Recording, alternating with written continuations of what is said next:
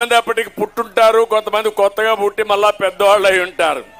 అంటే 95లో నేను ఆ రోజు ఆలోచించాను, ఈ రాష్ట్రం కోసం ఏం చేస్తే నా యువతకు బాగుపడతారని ఆలోచిస్తే అప్పుడే నాకు గుర్తొచ్చింది, ప్రపంచంతో ఒక విజన్ ఇచ్చాను. ఇదే ఇన్ఫర్మేషన్ టెక్నాలజీ. దేశంలో ఎవ్వరూ ఆలోచన కంటే ముందుగా ఆలోచించే పార్టీ తెలుగుదేశం పార్టీ. ఆలోచించిన వ్యక్తి నేనేనని చెప్పి మీకు తెలియజేస్తున్నా.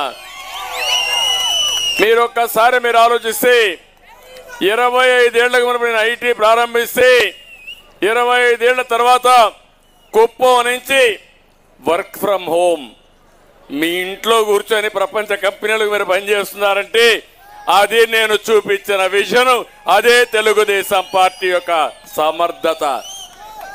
ఈరోజు ఒక విషయం మీరు గుర్తుపెట్టుకోండి, ఏ వ్యక్తి అయినా సరే పుట్టుకతో చిన్న వ్యక్తిగానే పుడతాడు. పెద్ద పెద్ద వాళ్ళందరినీ మీరు ఆలోచించుకోవాలి. ఒక మహాత్మా గాంధీ సాధారణ కుటుంబం, ఒక అంబేద్కర్ గారు సాధారణ కుటుంబం, ఒక ఎన్టీఆర్ సాధారణ కుటుంబం. నేను కూడా చిన్నప్పుడు మీ మారిగానే ఒక పల్లెటూరులో పుట్టా. ఒక రైతు బిడ్డని. మా ఊరికి రోడ్డు కూడా లేదు అప్పట్లో, గుర్తుపెట్టుకోవాలి మీరు. మీకన్నా నేను వచ్చినాక సిమెంట్ రోడ్లు వేసా. ఊర్లో సిమెంట్ రోడ్లు ఉన్నాయి, ఊరికి పోవాలంటే బీటీ రోడ్లు ఉన్నాయి. మా ఊర్లో అప్పుడైతే మామూలుగా రోడ్డు లేకపోతే శ్రమదానం చేయించి రోడ్డు వేయించి ప్రైవేట్ బస్సు తెప్పించిన వ్యక్తిని అప్పట్లోనే నేను. అలాంటి సామాజిక స్పృహతో ముందుకు పోయాం. మీరెంత అదృష్టవంతులంటే కనీసం మీరు కరెంటు చూశారు. మీరు పుట్టతానే కరెంటు వచ్చింది. మేము చిన్నప్పుడు చదువుకున్నప్పుడు కరెంటు కూడా లేదు. ఆ రోజు లాంతర్లో చదువుకున్న వ్యక్తులు మేమందరం కూడా బిగినింగ్ లో. నేను అలాంటి చూసిన తర్వాత ఒకప్పుడు మీరు చూస్తే కార్లు కూడా ఎక్కడా కనపడేటివి కాదు. ఏ కొద్ది మందికో టౌన్ లో 1-2 కార్లు ఉండేటివి. అక్కడి నుంచి ప్రారంభించిన నా జర్నీ మీరు చూస్తే ఈరోజు డ్రైవర్ లెస్ కార్లకు వచ్చేసాం. ఒకప్పుడు మీరు చూస్తే కరెంటు లేని పరిస్థితి నుంచి ఈరోజు మీ ఇంట్లోనే కరెంటు తయారు చేసుకునే పరిస్థితికి వచ్చామంటే అది ప్రపంచం దూసుకుపోతున్న విధానం. దాన్ని అందిపుచ్చుకున్న ఏకైక రాష్ట్రం, ఏకైక జాతి తెలుగు జాతి అని చెప్పి కూడా నేను మీకు తెలియజేస్తున్నా. ఈరోజు మీరు ఇంకొక విషయం కూడా మీరు గుర్తుపెట్టుకోవాలి. ఈరోజు మనందరం కూడా ఒక పక్క మంచి సమయంలో యువత ఆవేశమే కాదు. తమ్ముడు విను నేను చెప్పిన మెసేజ్ వినండి. మీ జీవితంలో మళ్ళా, ఎందుకంటే మీరు గంజాయికో జే బ్రాండ్ లిక్కర్కో లేకపోతే డ్రగ్స్ పోకుండా నేను బంగారు బాట మీకు వేయాలనుకుంటున్నా. ఆ బంగారు బాటలో నా తమ్ముళ్ళు, బంగారు తమ్ముళ్ళు నడవాలని మనస్ఫూర్తిగా కోరుకుంటున్నా. ఎప్పుడు కూడా యువత ఆవేశంలో ఉంటారు. అందుకే వివేకానంద ఒక మాట చెప్పాడు. అప్పట్లోనే 100 మంది ఉక్కు కండరాలుండే యువత నాకు ఇస్తే ప్రపంచాన్ని మార్చేస్తానన్నారు.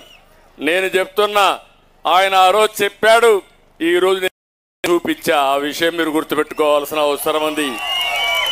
25 ఏళ్లకు మునుపు నేను మాట్లాడేవాడిని, మీ పిల్లల్ని బాగా చదివించండి, చదివిస్తే మీ పిల్లలు ప్రపంచాన్ని జయించే శక్తి వస్తుంది. 100 ఎకరాల భూమి ఇస్తామా, ₹1 కోటి డబ్బులు ఇస్తామనేది కాదు. అసమర్థుడైతే పోగొట్టుకుంటాడు. అతనికి తెలివి సంపాదించి పెట్టగలిగితే బాగా చదివిస్తే మంచి ఉద్యోగం వచ్చి చేస్తారంటే ఇప్పుడు మన పిల్లలు మాట్లాడుతున్నారు, $1 బిలియన్ మాట్లాడుతున్నారు. బిలియన్ అంటారు. ఎంత నీ ఆదాయం అంటే 2 బిలియన్ సార్.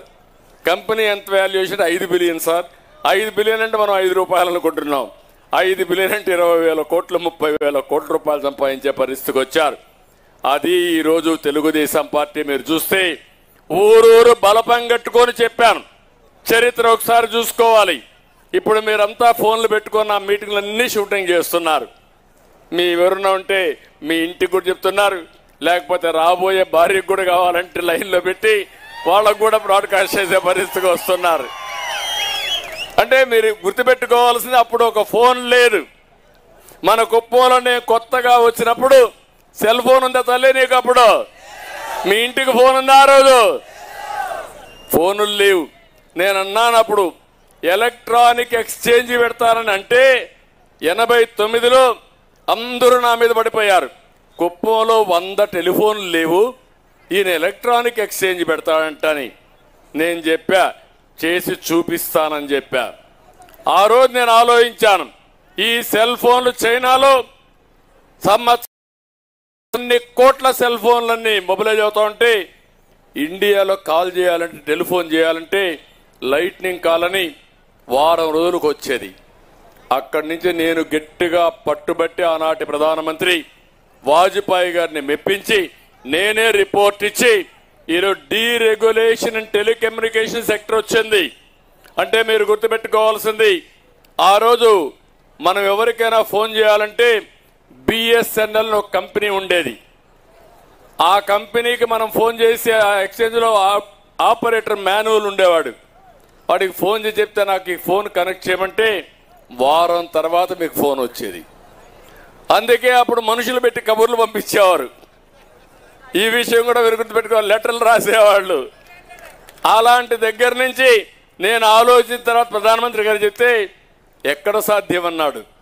అసాధ్యం అనేది ఏది ఉండదు సార్, నా మాటనండి, మీరు చేయండి, మీరు ఫలితాలు చూస్తారంటే నేను ఇచ్చిన రిపోర్ట్ ఆధారంగా రిఫార్మ్ తీసుకొచ్చారు. ఈరోజు మా తమ్ముళ్ళన్నీ ఆ సెల్ ఫోన్లు వాడుతూ ఉంటే మెసేజ్ కూడా 1 నిమిషంలో మీ ఇంటికి పంపించేస్తున్నారు. నేను మీటింగ్లో ఉన్నా, మీటింగ్ స్టార్ట్ అయింది, అర్ధ గంటకి మీటింగ్ అవుతుంది, మళ్ళా ఇంటికి ఏ టైంకి వస్తానో మీరు చెప్పే పరిస్థితికి వచ్చేసారు. మా తమ్ముడు ఫుల్గా గుండెలో నన్ను పెట్టుకున్నాడు. చాలా సంతోషం తమ్ముడు. అలాంటి వాళ్ళు చూసినప్పుడు నాకు అనిపిస్తుంది, నా మీద నమ్మకం ఆ తమ్ముళ్ళకి. అలాంటి తమ్ముళ్ళ కోసమే నా జీవితాంతం పనిచేస్తున్నా. తీసుకుందాం ఆ పక్కన మళ్ళా అట్లా కూర్చో, ముందుకు రని, ముందుకు వచ్చి ఆ పక్క కూర్చొని తీసుకుంటాను, మీటింగ్ అవుతానే తీసుకో. కాబట్టి నేను మిమ్మల్ని అందరినీ కోరేది, ఈరోజు మనం గుర్తుపెట్టుకోవాలి, ఇలాంటి దూసుకుపోయే ప్రపంచంలో, ఆధునిక యుగంలో, నాలెడ్జ్ ఎకానమీలో మన రాష్ట్రం ఎక్కడుందో ఒక్కసారి మీరు ఆలోచించుకోవాలి. యువత మేలుకోండి. రాష్ట్రంలో పెట్టుబడులు లేవు, పరిశ్రమలు లేవు, ఉద్యోగాలు లేవు, ఉపాధి లేదు. అలాంటి పరిస్థితుల్లో శక్తివంతమైన యువత నిరాశ నిస్పృహలతో ఏం చేయాలో ఆలోచించకుండా వీలైతే వేరే రాష్ట్రాలకు, వేరే దేశాలకు పోతున్నారు. రాష్ట్రంలో మాత్రం ఎలాంటి అవకాశాలు లేకుండా పోయే పరిస్థితి వచ్చింది. నేను అందుకే మిమ్మల్ని అందరినీ కోరుతున్నా, మీ జీవితాల్ని చీకటిమయం చేసిన ఈ జలగని ఇంటికి పంపిస్తారా లేదా అని మిమ్మల్ని అడుగుతున్నా. సిద్ధంగా ఉన్నారా అని మిమ్మల్ని అడుగుతున్నా. మోసాలు దిట్ట ఈ జలగ. మీరు ఎన్ని